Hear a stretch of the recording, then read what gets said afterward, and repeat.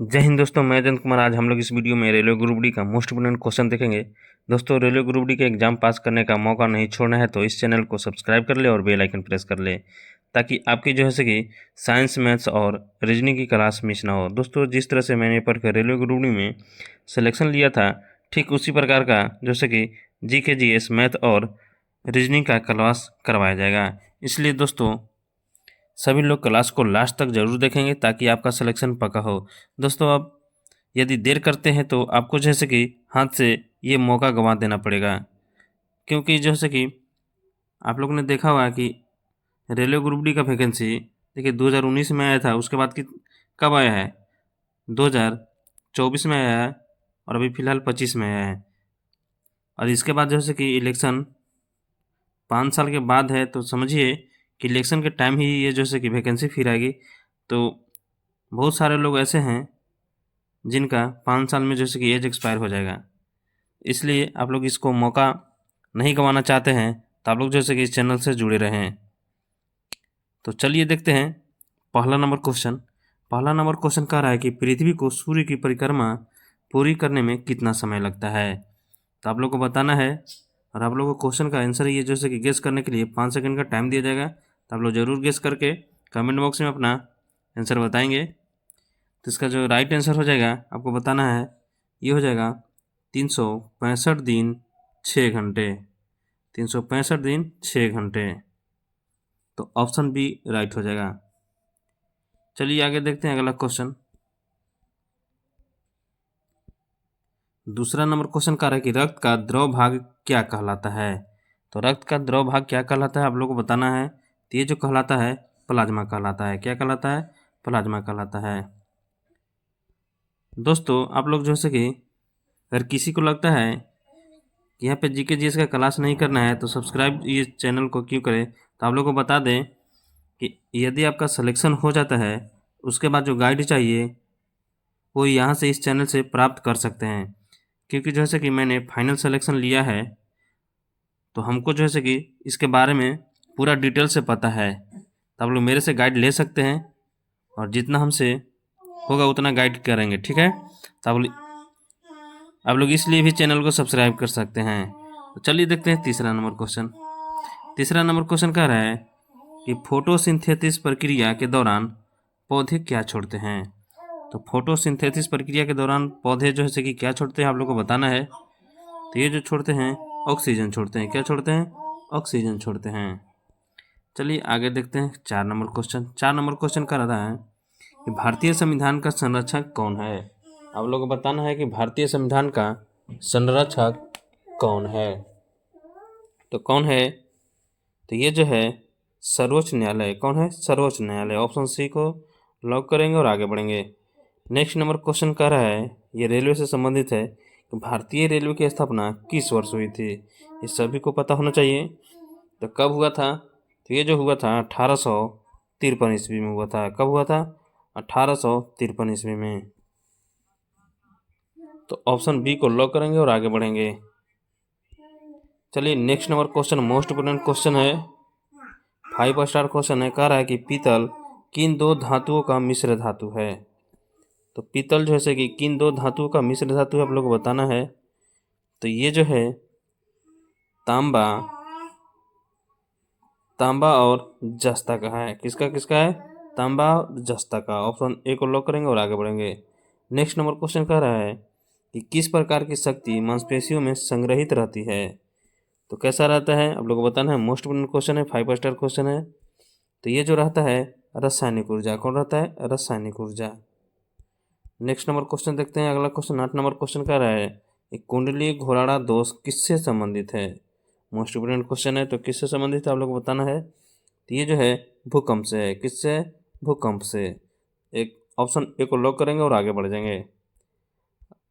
9 number question देखते हैं। 9 number question कह रहा है कि भारत का सूर्य मंदिर कहाँ स्थित है। तो आप लोग को बताना है कि भारत का सूर्य मंदिर कहाँ स्थित है। तो ये जो स्थित है कोणार्क में है। कहाँ है?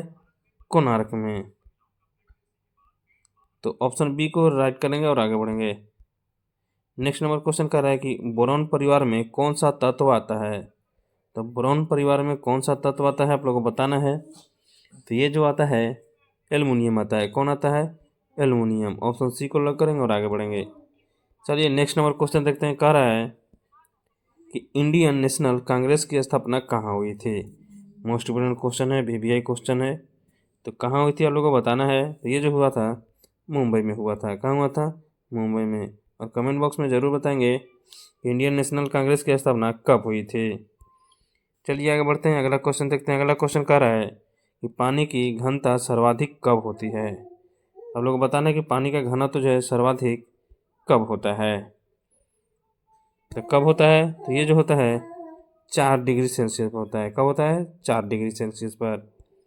नेक्स्ट नंबर क्वेश्चन कह रहा है 13 नंबर कि अमीबा किस प्रकार से प्रजनन करता है? तो अमीबा किस प्रकार से प्रजनन करता है आप लोग बताना है। ये जो करता है द्विखंडन करता है। कैसा करता है? द्विखंडन।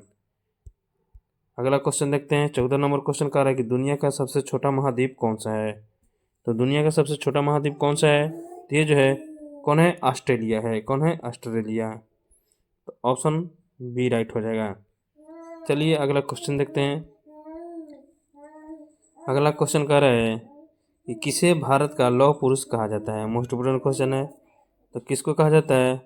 ये जो कहा जाता है सरदार वल्लभ भाई पटेल को।